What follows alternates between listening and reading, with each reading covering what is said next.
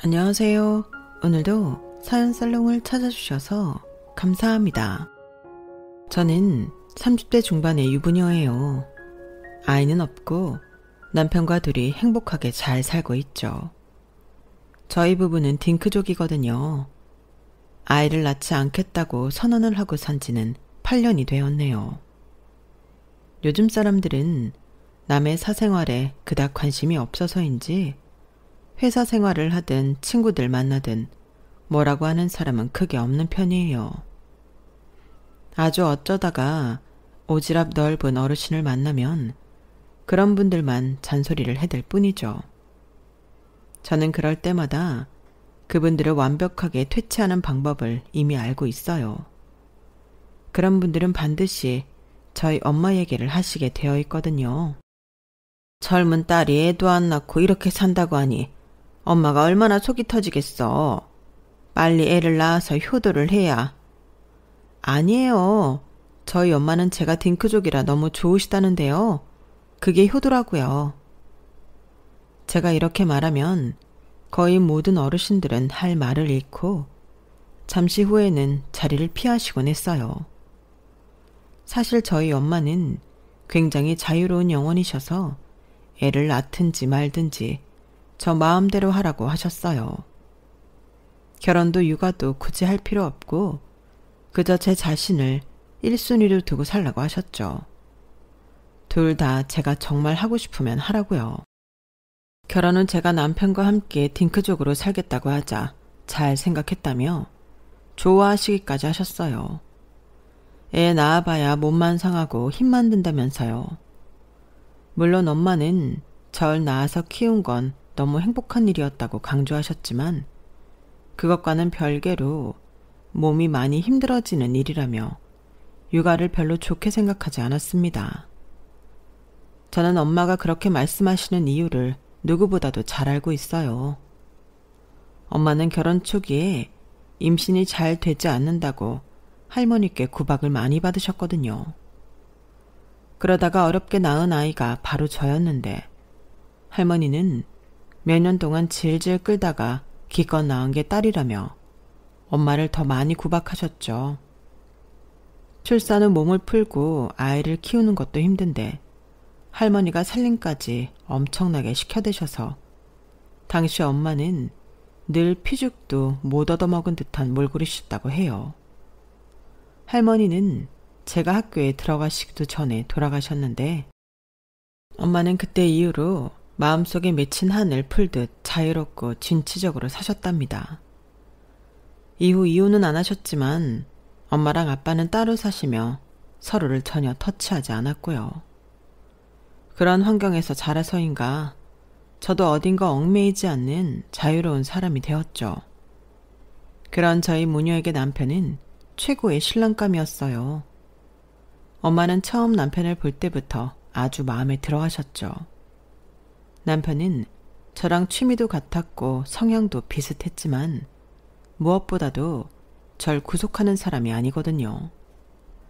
제가 뭘 하든 그냥 그러려니 하고 받아들여주는 사람이죠.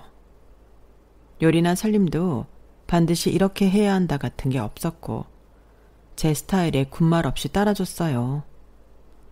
남편은 저랑 나이 차이가 12살이나 나는데 그 나이답지 않게 윗세대의 악습을 별로 좋아하지 않았거든요. 남자는 반드시 이래야 한다. 아내는 반드시 이래야 한다. 장남은 이래야 한다와 같은 사고방식들은 전부 편협하고 억지스럽다며 싫어했죠. 게다가 그런 생각을 남에게 강요하는 사람들은 세상에서 제일 싫다고 몸서리를 칠 정도였어요. 그래서 저에게도 이래라 저래라 강요하는 듯한 말은 일절 하지 않았죠. 여기까지만 들으면 제가 아무에게도 싫은 소리 안 듣고 그저 자유롭게만 사는 것 같죠? 하지만 아니랍니다. 저는 정말 특이한 시집살이에 시달렸거든요. 저에게 오지랖을 있는 대로 부리며 잔소리를 해대고 만날 때마다 신경을 박박 긁으며 시집살이를 시키는 사람들이 있는데 그건 바로 저보다 10살 많은 동서들이에요. 그리고 그 사람들이 바로 제가 이 사연을 쓰게 된 이유이기도 하고요. 26살에 결혼할 때만 해도 저도 나름 나이 먹을 만큼 먹고 세상 살 만큼 살았다고 생각했었는데 그게 제 자만이었다는 걸 사실 동서들을 통해 깨닫기도 했었어요. 그 두 사람은 솔직히 많이 버거웠던 사람들이었거든요. 저희 시댁 집안은 뭐 하나 평범한 게 없는 집안이었지만 그들은 그 중에서도 가장 비정상적이고 기괴했어요. 제가 형님이고 그들이 동서지만 아무래도 나이 차이도 그렇고 결혼 연차도 그렇고 그 사람들이 원하는 대로 절 휘두르기 딱 좋은 상황이어서 더 그랬을지도 모릅니다. 동서들은 서로 동갑이었는데 못돼 처먹은 게 어찌나 서로 죽이 잘 맞는지 아주 신데렐라의 새언니들이 따로 없었어요. 그들은 절 처음 본 날부터 저를 마음에 안 들어 했는데요. 제가 확실하게 말씀드릴 수 있는데 이 자리에 제가 아니라 누가 오더라도 동서들은 그 사람을 똑같이 싫어했을 겁니다. 그 두 사람은 자기들처럼 인성이 삐뚤어지고 썩어 빠지지 않은 보통의 사람들한테는 동질감을 못 느끼고 무조건 욕부터 하고 뒷담부터 해댔거든요. 저는 살면서 이렇게까지 단순하고 극단적으로 악한 인간들은 처음 봤네요. 10살이나 많은 인간들이 하는 짓들이 얼마나 한심한지 보고 있으면 머리가 지끈거릴 정도였답니다. 그 두 사람은 제가 처음 인사를 드리러 시댁에 왔을 때부터 예의라고는 눈을 씻고 찾아볼 수 없었어요. 당시 시어머니는 요양원에 계셨기 때문에 시댁인 시동생들과 동서들만 있었죠.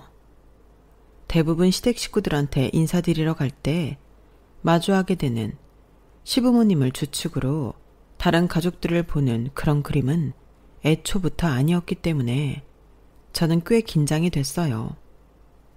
시댁 집안에 들어서자마자 제일 먼저 보인 건 다름 아닌 동서들이었는데 동서들은 제가 들어오는 걸 뻔히 보면서 함부로 말을 하더라고요.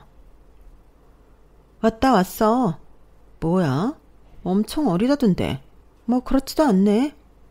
젊은 애가 관리를 어떻게 했길래 저렇게 푸석해? 그냥 생긴 게 노안인 건가? 에이, 아주버니 머리를 봐.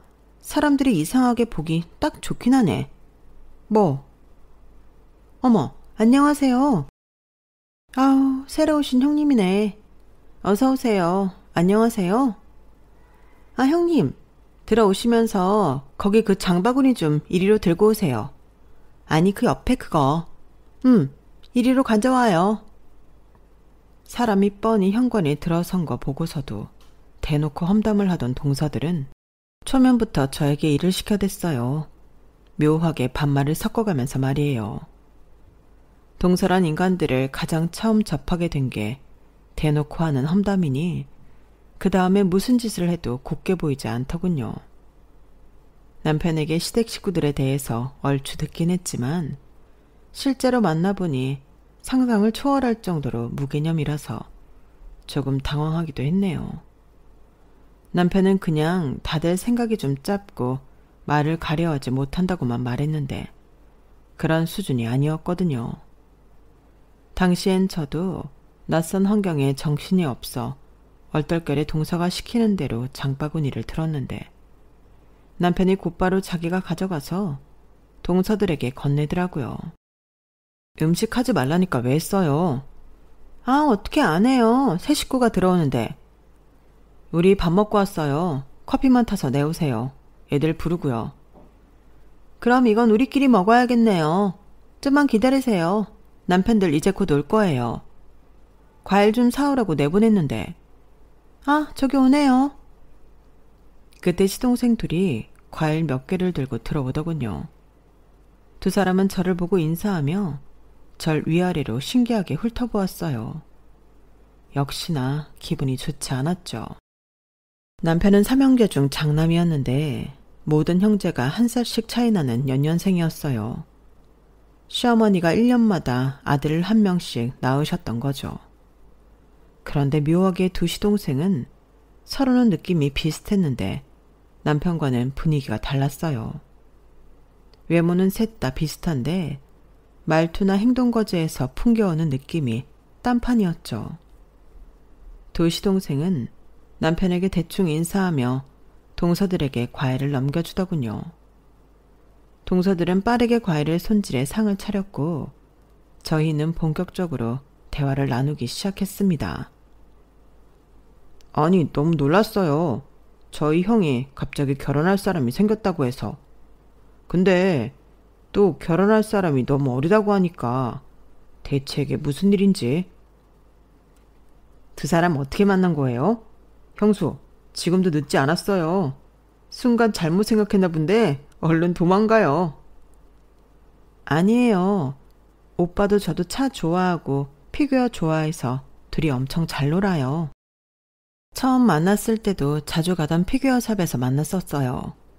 그때 거기서 무슨 행사를 해가지고.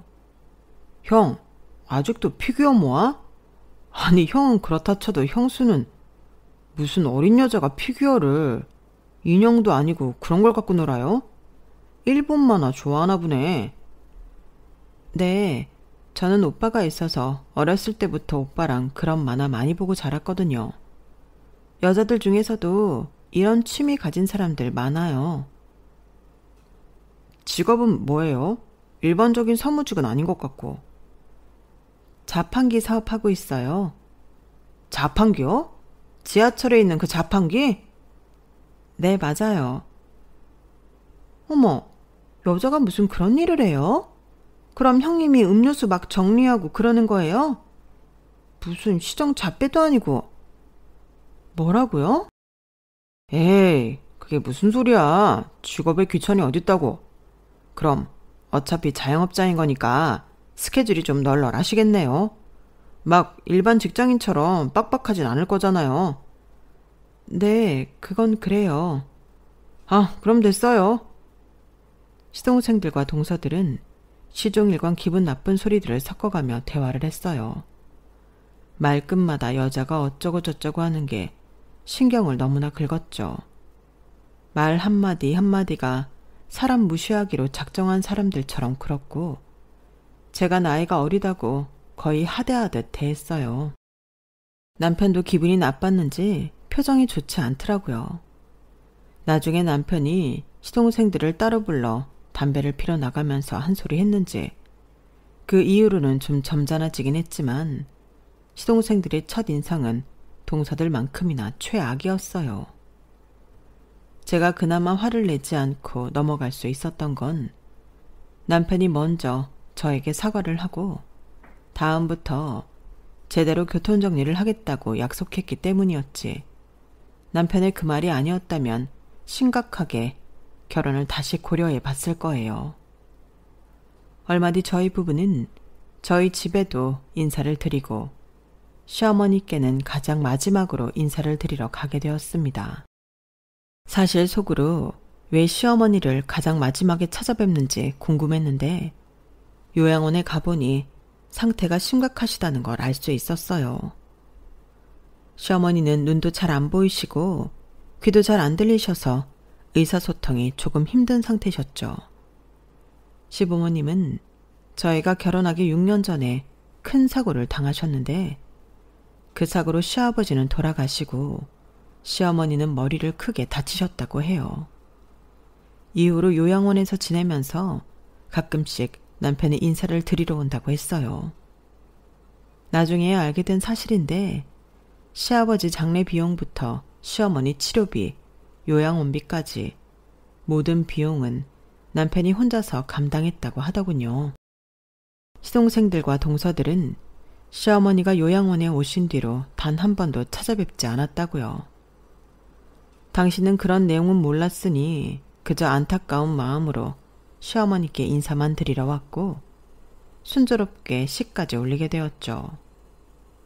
결혼한 이후 처음 며칠 동안은 정말 행복했습니다. 남편과 함께하는 신혼생활은 행복하기 그지 없었어요. 평일에는 서로 귀찮게 안 하고 일에만 집중했다가 주말에는 남편과 같이 좋아하는 애니메이션도 보고 피규어 샵도 다니면서 신나게 보냈죠.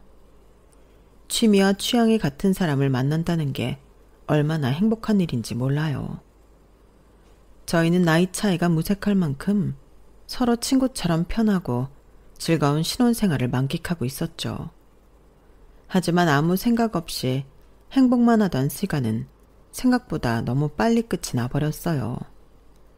그 전까지는 생각지도 못했던 남편의 비밀을 알아버렸기 때문이었답니다. 결혼하고 한 달쯤 지났을 때였을까요? 저희 신혼집으로 남편의 집안 어르신이 찾아오신 거예요. 결혼식 때 한번 인사는 드렸던 것 같은데 그게 기억이 날 리가 있나요? 처음에는 무슨 사기꾼인 줄 알고 문을 열어주지 않으려고 했어요. 남편에게 전화를 해서 작은 할아버지라는 걸 확인받고 나서야 문을 열어드릴 수가 있었죠. 그런데 이 어르신은 연락 하나 없이 무작정 남의 집에 방문을 해놓고 집에 들어오자마자 저한테 역정을 내시더군요. 어떻게 집에 온 지 한 달이 넘었는데 가족 얼굴도 숙지를 못했단 말이냐? 저희 시어머니랑 시동생들 얼굴은 다 알아요. 전에 결혼식 때 인사드릴 때는 워낙 저도 바쁘고 정신이 없어서. 무슨 씨 본 지 한 달밖에 안 된 애가 벌써부터 말대꾸를 꼬박꼬박해. 도대체 무슨 장단에 맞추라는 건지도 모르겠고 그래서 왜 말도 없이 남의 집에 온 건지 도통 얘기를 안 하시고 욕만 하시니 결국 저는 단도직입적으로 여쭤봤어요. 왜 왔냐고요? 그런데 그 어르신의 대답은 상상도 못했던 말이었습니다. 집안 종손이 제사를 지내야지. 당장 이번 달부터 준비할 게 한두 가지인 줄 아느냐? 종손이요? 누가요? 네 남편 말이다. 아니, 여태 그걸 몰랐단 말이야. 저는 남편이 집안 전체를 짊어지고 있는 종손이었다는 사실에 충격받고 어르신은 제가 결혼 후에도 그 사실을 까맣게 몰랐다는 것에 충격을 받으셨어요. 어르신이 먼저 정신을 차리셨고 저에게 이것저것 알려주기 시작했어요. 이제라도 알았으니 됐다. 당장 이번 달 말에 제사가 하나 있고 다음 달에는 2개가 더 있어. 네 남편 고집 때문에 지난번엔 제사를 제대로 못 드렸으니 이번에는 네가 제대로 드리거라. 알았어? 이번 달 말에 제사를 지내는데 다음 달에 또 2개라뇨? 아니 무슨 제사를 그렇게 많이 드려요? 많이 줄인 거다. 1년에 14번밖에 없어. 그마저도 이달 말 제사는 간소하게 드려도 되니 걱정 말거라. 우리 때 생각하면 한참 쉬워졌지. 어르신은 한참이나 제사 날짜는 언제이며 장은 어디서 봐야 하며 옷은 또 어떻게 입는지 깐깐하게 설명을 이어나갔습니다.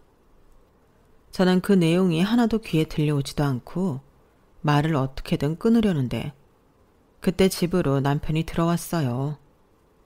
외투도 걸치지 않고 온 걸 보아서는 아마 연락을 받자마자 뛰쳐나온 것 같았죠. 할아버지, 빨리 나오세요. 뭐 이놈아? 기껏 찾아온 손님한테 이게 뭐하는 짓이냐? 뭐가 손님이에요? 누가 찾아오래요? 제가 분명 재산이 뭐니 그런 거 일절 안 한다고 말씀드렸잖아요. 집안 종손이 제사를 안 지내면 누가 제사를 지낸단 말이야? 할아버지가 지내던 거 아시라고요. 전 종손이지 안 한다고 분명히 말했잖아요.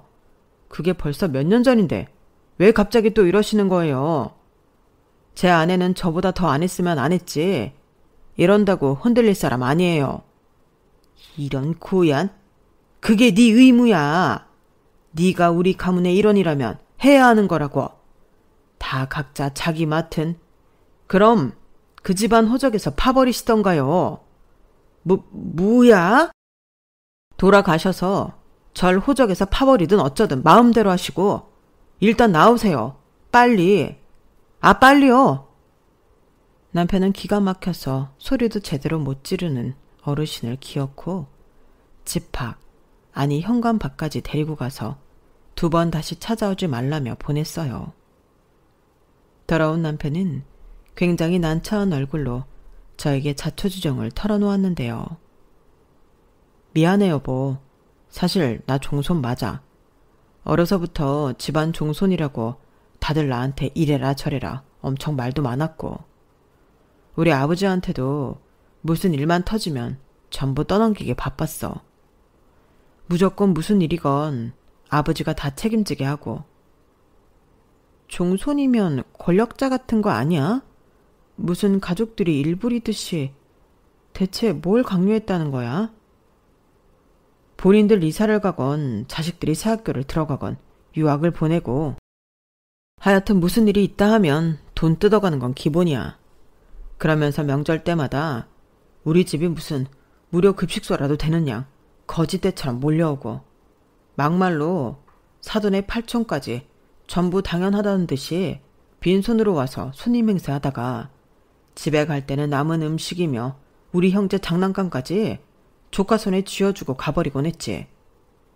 우리 엄마는 1년에 22번 제사를 지내셨어. 세상에. 그래놓고 우리 부모님 사고 당하셨을 때는 10원 한 장 도와주는 사람이 없고 죄다 나 몰라라 하더라고. 어이가 없었지. 그래서 나도 이제 종손 노릇 안 하겠다고 얘기한 거야. 당신 말대로 말이 종손이지 그냥 종놈이나 다를 바가 없었거든. 어르신들이 노발대발 하시던지 말던지 뻐기는 중이었고. 근데 결혼하니까 당신한테 또 들러붙으려고 할 줄은 몰랐어. 남편은 정말 괴로워하면서 자신의 이야기를 털어놓았는데 정말 속에서 천불이 나는 것 같았어요. 안 그래도 남편은 항상 분위기 묘한 부분이 있었거든요. 돌아가시기 전 시아버지가 돈을 많이 버신다고 하셨고, 남편 역시 귀하게 자란 티가 나긴 했지만 또 부잣집 아들치고는 굉장히 검소했을 뿐더러 사치는 부려본 적도 부릴 줄도 모르는 것 같았거든요. 시댁 집안에 처음 갔을 때도 평범한 집이랑 다를 바를 못 느꼈었고요. 그런데 그런 사연이 숨겨져 있었다니 정말 상상도 못했던 일이었어요. 남편은 어렸을 때부터 집안 어른들의 진상짓이 너무 싫었고, 부모님이 고생하시는 것도 보기 싫었기에 저와 결혼할 때도 일부러 집안 사람들한테는 소식도 알리지 않았다고 했어요. 그런데 어떻게 안 것인지 당일날 와 있더라는 거예요. 아마 칠칠치 못한 시동생들이나 동서들을 통해 알게 되었겠죠. 남편은 저에게 자기가 책임지고 그 사람들을 쳐내겠다고 절 고생시키지 않을 테니 걱정하지 말라는 말만 수없이 얘기했습니다. 이런 일 겪게 해서 미안해. 너 힘들지 않게 할 테니까 걱정하지 마. 당신이야말로 걱정 마. 나 이런 일로 안 도망가니까. 그리고 진짜 괜찮아. 나도 어디 가서 지고 사는 애 아니야.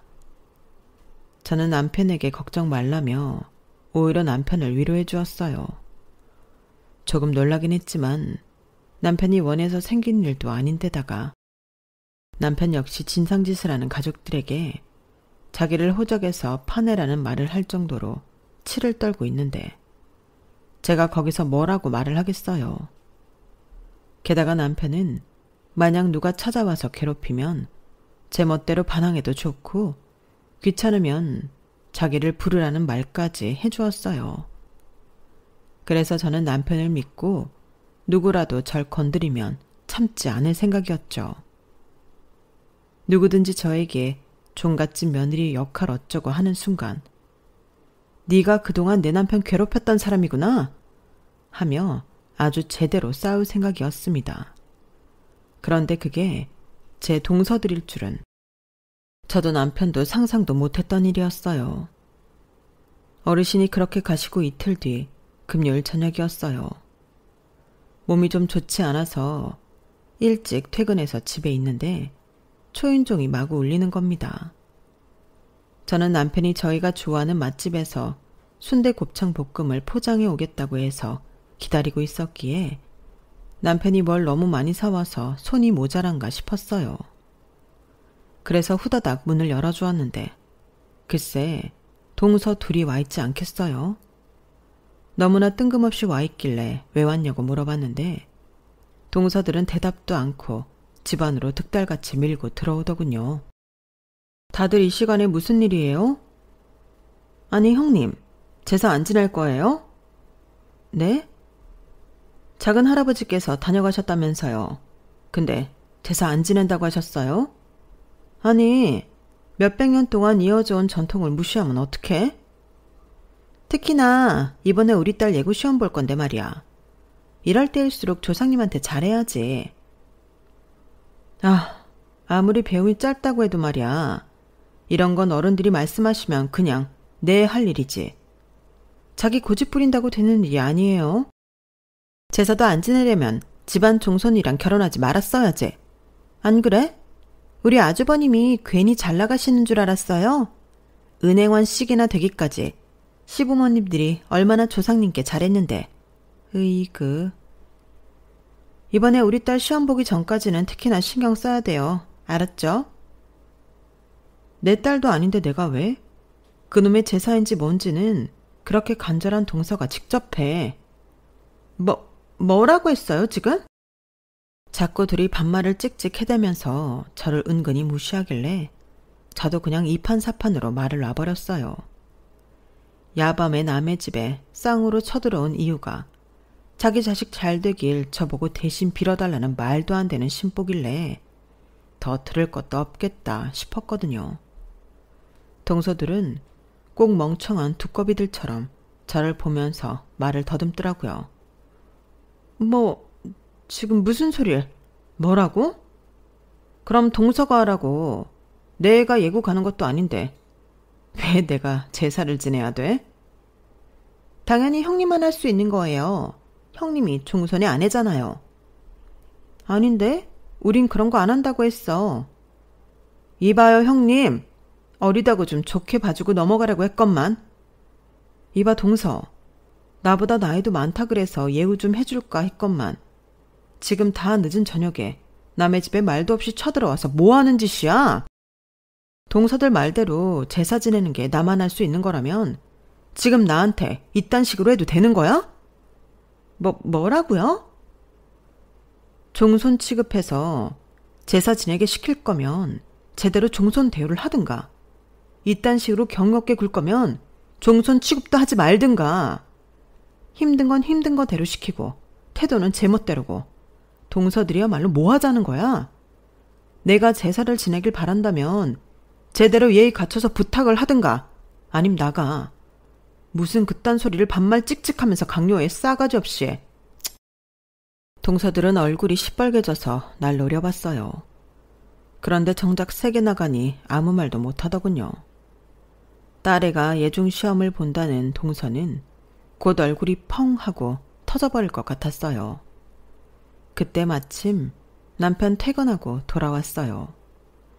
양손에 먹을 걸 잔뜩 들고 기분 좋게 퇴근한 남편은 집안에 동서 둘이 와 있는 걸 보고 의아해했죠. 다들 여기 우두커니 서서 뭐 하는 거예요? 이 시간에 두 사람이 여기 왜 왔어요? 두 사람은 남편을 보자 우물쭈물하며 말을 잘 못하고 있었어요. 그래서 제가 친절하게 대신 말을 해줬습니다. 나보고 왜 제사 안 드리냐고 하더라고. 이번에 경은이 예고 입시 보는데 조상님들한테 제사라도 지내야 도움이 되지 않겠냐길래 직접 드리라고 했어. 남편이 경멸스러운 눈으로 보자 둘은 아니 그런 게 아니라 하면서 변명거리를 찾으려고 했어요. 그런데 끝까지 아무 말도 못하고 있기만 했죠.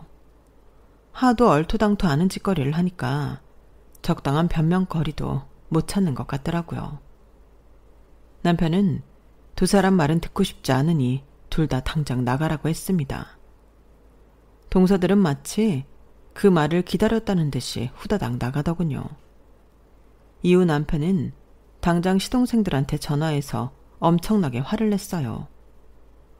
서재에 문을 꽁 닫고 들어가서 통화하는데도 간간히 정말 화가 난 듯한 목소리가 들려왔죠. 니들도 사람 새끼라면 염치라는 게 있어봐라. 우리 부모님이 얼마나 그 문제로. 작은 할아버지가 그 학교 이사장이랑 친구인 게 뭔 상관이야? 뭐 입시 비리라도 하겠다는 거야? 니들은 어려서부터 그딴 생각이나 하고 있었냐? 그 인간들이 우리 집안에 한 짓들이 뭐가 당연해? 문 뒤로 들려오는 소리만 들어도 뭔 내용인지 다 알겠더라고요. 남편은 한참 후에야 통화를 끝내고 조용히 저에게 와서 사과를 했어요. 상을 다 차려놓고 기다리고 있던 저는 괜찮으니 밥이나 먹자고 했죠. 어차피 또 밀고 와도 절대 앉을 자신 있다고요. 그날 이후로 동서들은 아예 대놓고 절 싫어하게 되었어요. 그건 별 신경도 쓰이지 않았지만 문제는 시동생들과 남편 사이도 멀어졌다는 거였죠. 저는 남편이 걱정됐지만 남편은 진작부터 틀려먹은 놈들이었다며 개의치 않았고 돌아오는 명절에는 아예 저희 둘만 여행을 가자고 했어요. 그래서 저희는 시어머니께만 인사를 드리고 오고 태국 여행을 다녀왔답니다. 명절 핑계로 또다시 저에게 연락을 해서 친척들한테 베풀어야 한다는 등 제사를 지내야 한다는 등 잔소리를 하는 동서들에게는 딱 잘라 당신들이나 그러라고 말하고 전화를 끊어버렸죠. 그런데 여행을 다녀오고 나서 시어머니의 건강이 크게 안 좋아지기 시작했어요. 요양원에서 연락이 자주 오게 되자 저는 어쩔 수 없이 먼저 시동생들한테 연락을 했어요. 어머니가 아프시다는데 자식들한테 연락을 안 할 수는 없잖아요. 그런데 시동생들은 하나같이 자기들 어머니인데도 어쩌라는 식으로 대꾸하더라고요. 그건 형수가 알아서 할 일이죠 라는 겁니다. 짐승만도 못한 인간들이다 싶어서 저도 다시는 연락하지 않았고 시간이 날 때마다 혼자 요양원에 가서 시어머니를 보살펴 드렸어요. 남편 역시 저에게 시동생들이 어떻게 했는지를 듣고 나서 몇 차례 더 싸우고는 거의 절연을 하다시피 했죠. 저희 부부는 그렇게 2년이라는 시간 동안 요양원에서 살다시피 하며 시어머니를 돌봐드렸고 어느 선선한 가을날 시어머니는 끝내 돌아가셨어요. 시어머니가 돌아가시고 나서야 가족들이 모였습니다. 다른 친척들이야 그렇다 쳐도 시동생들과 동서들이 들어오는데 정말 경멸스럽게 짝이 없더라고요. 살아계실 때는 코빼기도 안 비치던 인간들이 다른 가족들 앞에서는 얼마나 펑펑 우는지. 남편은 그쪽을 쳐다도 안 봤고 저도 마찬가지였어요. 저희 부부는 사실 눈물이 많이 나지는 않았는데 요양원에서 이미 몇 개월 전부터 마음의 준비를 하시라는 말을 들었고 시어머니랑 시간을 충분히 보냈기 때문이었어요. 이미 흘린 눈물이 많았기 때문에 남들처럼 엉엉 울어지지가 않더군요. 그리고 장례식장 안에서는 시어머니를 잃은 슬픔보다 다른 가족들 하는 행태를 보면서 생기는 분노가 더 컸기 때문에 눈물이 안 나기도 했고요. 그런데 그런 우리를 보고 다른 가족들은 또 이러쿵저러쿵 쑥덕거리기 시작했어요. 저희 부부는 그걸 알았지만 일단 조용히 장례식을 마치기 위해 별 다른 말을 하지는 않았습니다. 시동생 하나가 먼저 저희 속을 뒤집어 놓기 전까지는 말이에요. 시어머니가 화장정에 들어가시고 기다리는데 시동생이 와서는 유산 얘기부터 꺼내는 겁니다. 형, 엄마 유산은 정확히 3등분 할 거지? 근데 우리는 현금으로 주면 안 돼? 엄마 명의 집이랑 땅이랑 전부 팔아서 현금화해서 나누는 걸로 하자. 엄마 아직 장례 안 끝났어. 나중에 얘기해. 돈 들어갈 때가 있어서 그래. 그게 깔끔하잖아. 그럼 우리 몫만 먼저 입금 좀 해줘. 네 말대로 정산한다고 하더라도 아직 그게 다 얼마인지도 모르는데 뭘 벌써 입금이야. 여기 장례식장이랑 화장터 비용이면 상조 비용까지 계산 다 끝나려면 최소 이틀은 있어야겠구만. 아이, 뭔 소리야. 그런 건 형이 다 해야지. 아빠 돌아가실 때도 형이 다 했었잖아. 그 전까진 시동생 쪽은 쳐다도 안 보던 남편이 눈썹을 치켜 올리며 시동생을 돌아봤어요. 그래서 그게 지금 당연하다는 소리냐? 그럼 우리가 하는 게 당연해. 친척 어르신들도 다 그게 맞다던데. 형이 장남이잖아. 그럼 유산도 우리가 거의 다 가져가는 게 맞지. 내가 장남인데. 형, 요즘 가난하냐? 저번에도 그렇고 자꾸 왜 그래? 뭐 하나 쉽게 가는 법이 없어. 우리처럼 돈 들어가라 애도 없으면서. 그래, 가난하다. 그래서 네 말대로 1원 한 푼까지 정확히 3등분 할 거니까 기다려. 시간 없음 대출을 끌어오던가. 네 일은 네가 알아서 해. 아, 그러게. 누가 돈도 못 버는 어린애랑 결혼하래. 집구석에서 10원 한 장도 못 벌면서 늙기까지 한 네 와이프보다 낫잖아. 결국 시동생을 고함을 지르며 남편에게 화를 냈고 남편 역시 엄청나게 소리를 질렀어요. 6탄 전까지 벌어지려고 하던 걸 겨우 막내 시동생과 주변 사람들이 말려서 둘을 떨어뜨릴 수가 있었죠. 저는 결혼 생활 이후에 남편이 그렇게까지 화를 내는 모습은 처음 봤습니다. 남편은 그때까지 참아왔던 얘기들을 전부 쩌렁쩌렁하게 쏟아냈죠. 짐승 새끼도 부모 자식 사이는 각별하다는데 엄마가 아프신 2년 동안 코빼기도 안 비치는 새끼가 무슨 유산을 바래. 니네들도 다 똑같아. 어디 인간 같지도 않은 새끼들이 못돼 처먹은 것만 배워와가지고. 그딴 소리나 짓거릴 거면 가! 큰 시동생은 정말로 욕지거리를 뱉으며 동서와 함께 집으로 돌아왔고 남아있던 다른 친척분들도 집으로 돌아가셨어요. 남편이 시동생과 싸우며 한 말들 중에 본인들도 찔리는 게 많아서 그랬을 거라 생각합니다.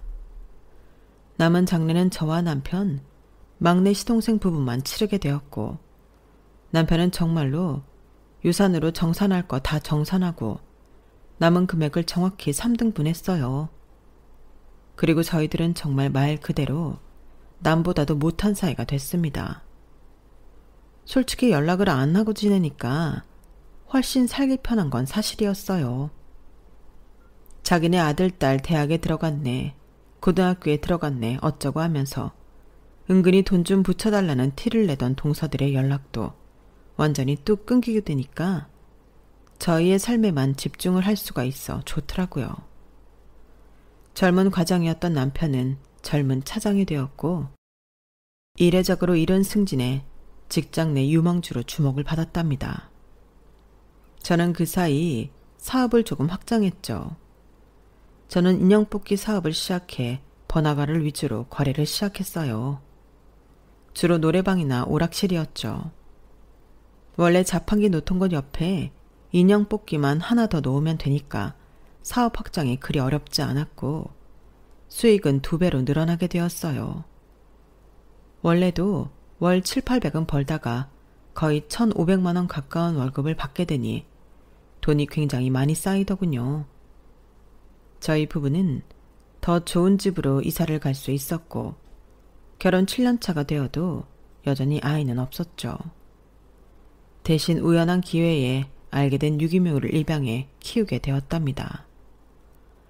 사랑스러운 새 식구가 생기게 되면서 저희 가족은 전보다 활기가 생기고 더 사이도 좋아졌죠.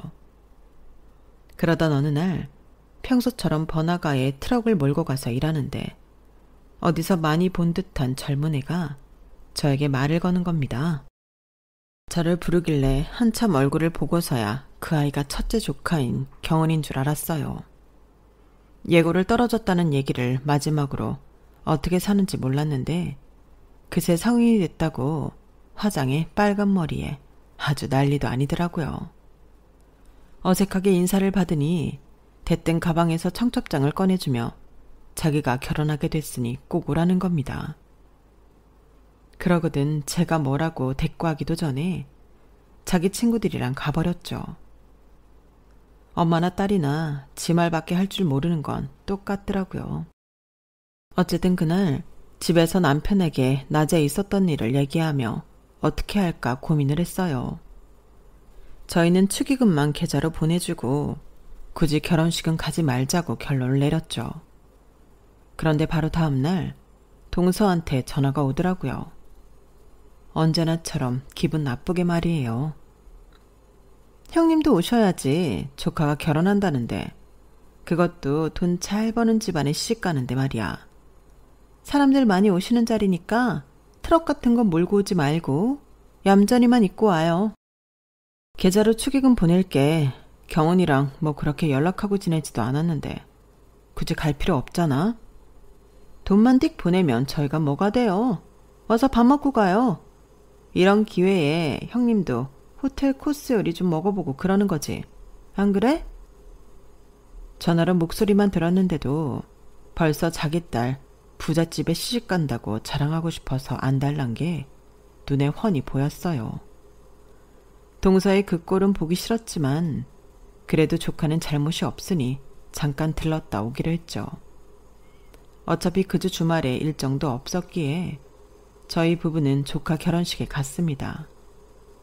최소한의 시간만 있어야지 싶어서 일부러 10 바로 직전에 가서 금방 나오려고 했죠. 도착해보니 예식장이 으리으리하긴 하더라고요. 남보다도 못한 사이임에도 가족은 가족이어서 저희는 혼주석 바로 뒷자리로 안내를 받아 들어갔죠. 둘이서 또 하객들 하나하나 흉이나 보던 동서 둘은 저를 보더니 그 빠른 찰나에 위아래로 훑어보면서 반가운 차를 하더군요. 어머 형님, 오늘 힘 좀 좋네. 잘 왔어요. 식사 안 했지? 형님, 이런 것까지 안 들고 와도 되는데 딱 봐도 샤넬 짝퉁 가방인 거 너무 티나잖아. 아우, 그냥 중저가 브랜드여도 괜찮은데 왜 이렇게 싼 티를 낼까?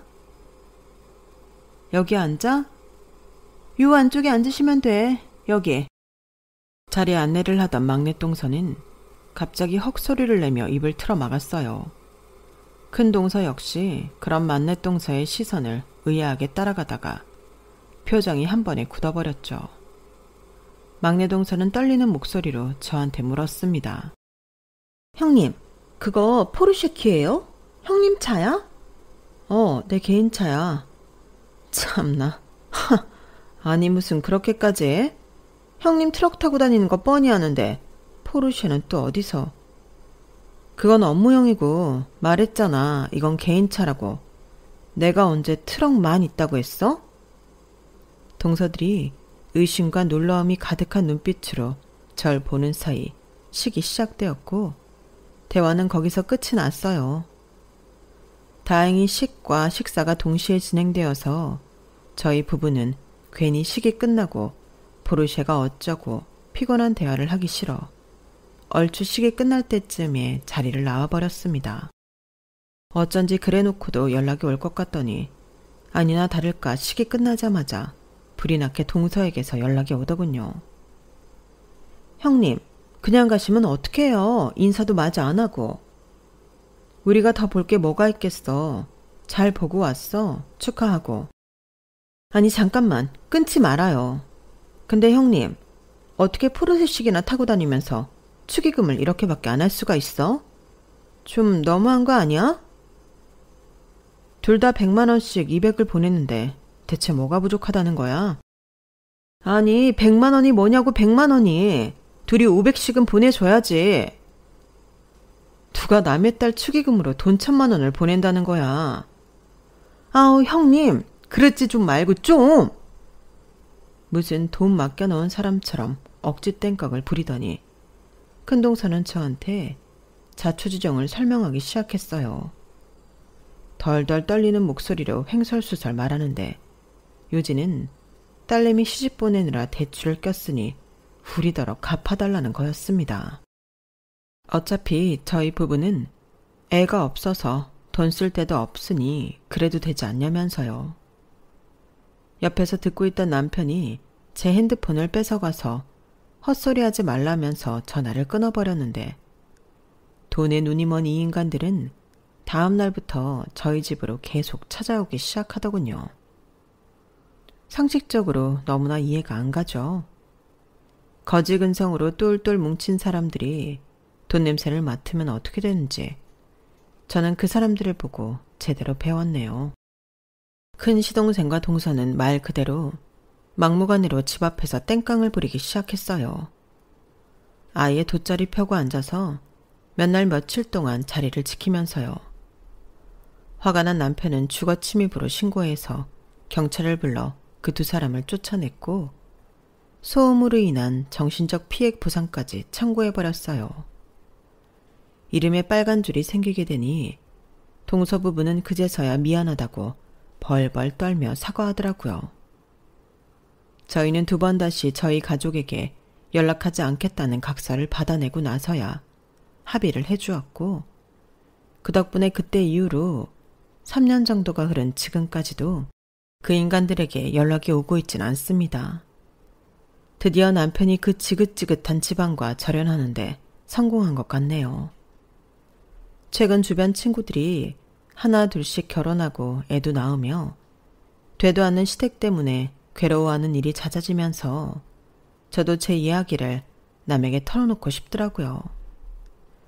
사실 지금은 남들에 비하면 편한 결혼 생활을 하고 있지만 결혼 초기에 한참 집안 어르신들이 돌아가며 연락을 해오고 동서들의 무개념 짓들을 받아줄 당시에는 저도 스트레스를 많이 받긴 했거든요. 하지만 이런 제 고충을 지금 힘들어하는 친구들이 공감해 줄 수는 없으니 이런 공간에서라도 공감과 위로를 얻고자 제 이야기를 적어보았어요. 저희 부부도 부족한 점이 있을 수는 있겠지만 그래도 최소한의 상식선에서 행동하려고 했다는 걸 누군가가 알아줬으면 해서요. 저의 긴 글을 읽어주셔서 감사합니다. 다들 행복한 하루 되시길 바랄게요. 여러분, 사연 댓글에 응원과 현명한 조언 부탁드려요. 좋아요와 구독은 저에게 큰 힘이 됩니다. 오늘도 좋은 일 가득하세요.